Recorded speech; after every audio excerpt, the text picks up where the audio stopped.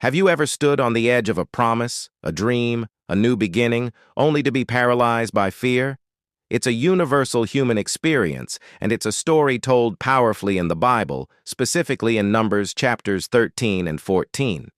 Let's dive into this incredible account of faith, fear, and the consequences of our choices. The story begins with the Israelites camped at the border of Canaan, the Promised Land. After generations of wandering, they are finally here.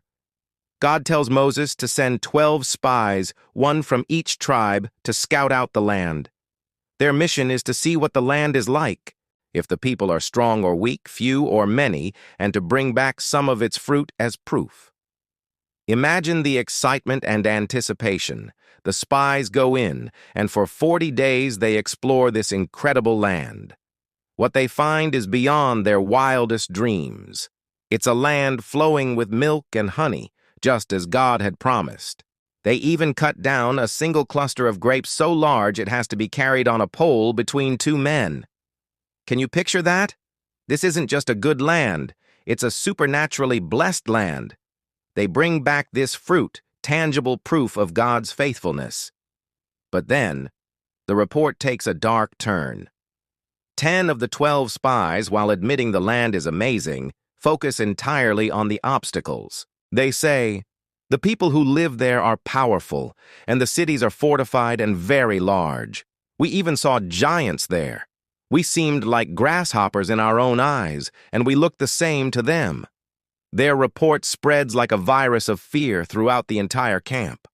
All night long, the people weep and grumble against Moses and Aaron. They cry out, "Why is the Lord bringing us to this land only to let us fall by the sword? Wouldn't it be better for us to go back to Egypt?"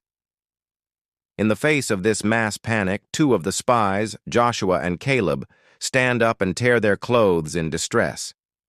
They plead with the people, saying, "The land we passed through and explored is exceedingly good. If the Lord is pleased with us, he will lead us into that land.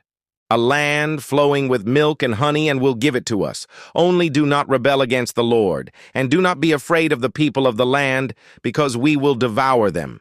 Their protection is gone, but the Lord is with us. Do not be afraid of them." What a contrast. 10 spies saw giants, 2 spies saw God. 10 saw insurmountable problems, 2 saw a divine promise. The 10 looked at themselves and felt like grasshoppers.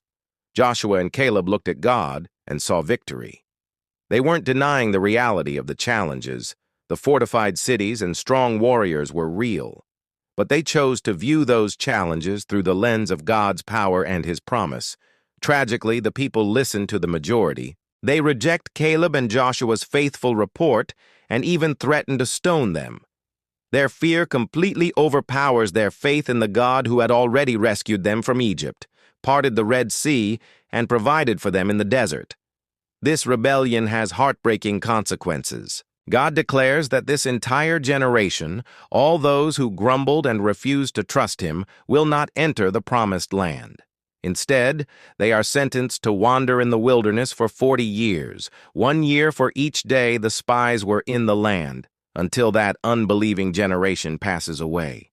Of all the adults who left Egypt, only Joshua and Caleb, the 2 who held on to faith, are promised entry into Canaan. This story is so much more than ancient history. It's a mirror for our own lives. How often do we stand at the edge of a promise from God, a new opportunity, a call to step out in faith, and let the giants of fear and doubt overwhelm us? We see the challenges, the obstacles, the reasons why it can't work, and we forget the power and faithfulness of the God who is with us. We see ourselves as grasshoppers instead of children of the King. The lesson from Numbers 13 and 14 is a powerful call to choose faith over fear. It's a reminder that our perspective matters. Will we focus on the giants in the land or on the giant God who fights for us? God is looking for a different spirit, like the one Caleb had, a spirit that follows him wholeheartedly, trusting in his promises even when the path looks intimidating. Let's ask God to give us a Joshua and Caleb spirit today, to see his promises as bigger than our problems. Thank you so much for watching. If this story resonated with you, please give this video a thumbs up and share it with someone who might need to hear this encouragement. Don't forget to subscribe and hit that notification bell so you won't miss our next video. God bless you.